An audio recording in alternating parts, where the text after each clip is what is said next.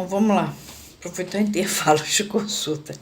É o seguinte, continuando ainda lendo o prefácio de Função e Campo da Fala e da Linguagem em Psicanálise, que é o que vai explicar para a gente o texto que a gente vai ler do sujeito, enfim, em questão. A gente fez 1, 2, 3, 4, 5 parágrafos, vamos para o sexto. É pequenininho o prefácio, tá? Quanto ao autor desse discurso, que é Lacan, ele pensava ser socorrido, ainda que tivesse que se mostrar um tanto aquém da tarefa de falar da fala, por uma certa conivência inscrita neste lugar mesmo. Lacan, senão não se estenderia muito, né? Ele teve que fazer uma composição, hein? Ele se lembrava com efeito que bem antes que aqui se revelasse a glória do mais alto trono do mundo, que vinha a ser o Vaticano, Aulo Gélio, em suas noites áticas, dera ao local chamado Mons Vaticanus a etimologia de vagire, que designa os primeiros balbucios da fala. Esse senhor, ele é... Deixa eu ver se eu botei aqui alguma coisa sobre ele. Ele viveu de 123 a 165 depois de Cristo. Ele era um jurista, escritor e gramático. Ele escreveu assim notícias, curiosidades, informações sobre os novos habitantes da época.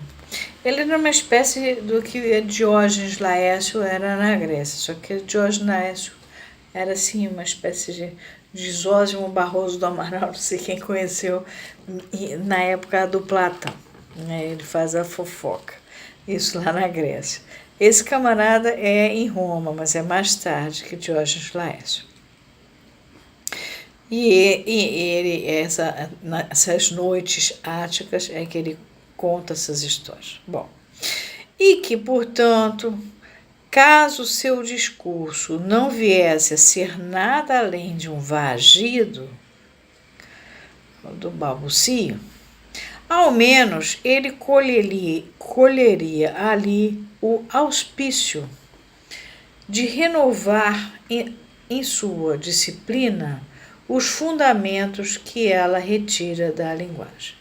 Quer dizer, é da função simbólica. Lacan estava tendo a oportunidade de, nesse vagido, né, nessa expressão dele, dentro das limitações que ele estava cumprindo, poder expressar,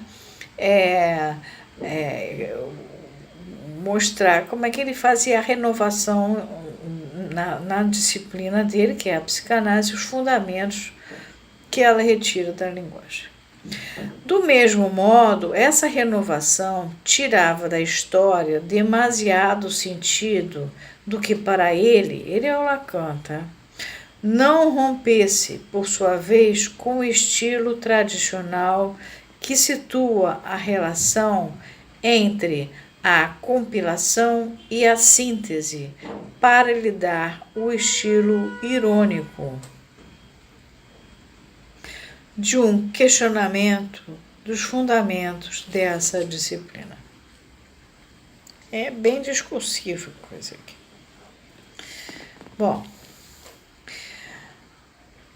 uma vez que seus ouvintes eram esses estudantes que esperam de nós é ele, Lacan, a fala, foi sobretudo para estes que ele, Lacan, fomentou o seu discurso para renunciar em relação a eles, os meninos, às regras que se observam entre os, aqui está álgures, de imitarem o rigor através da minúcia e confundirem regra e certeza.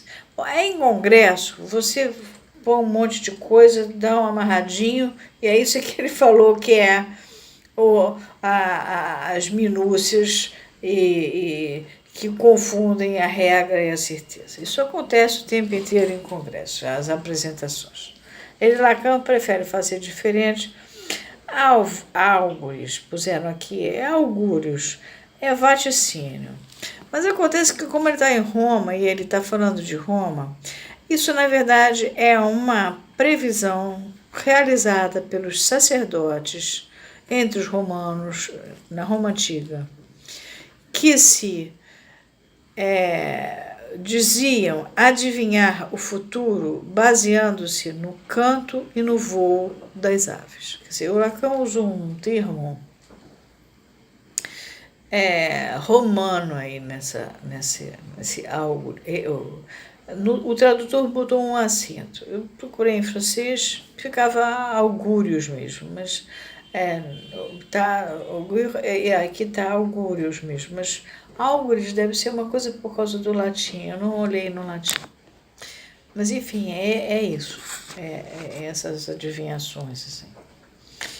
De imitar o rigor através da minúcia e confundirem a regra e a certeza.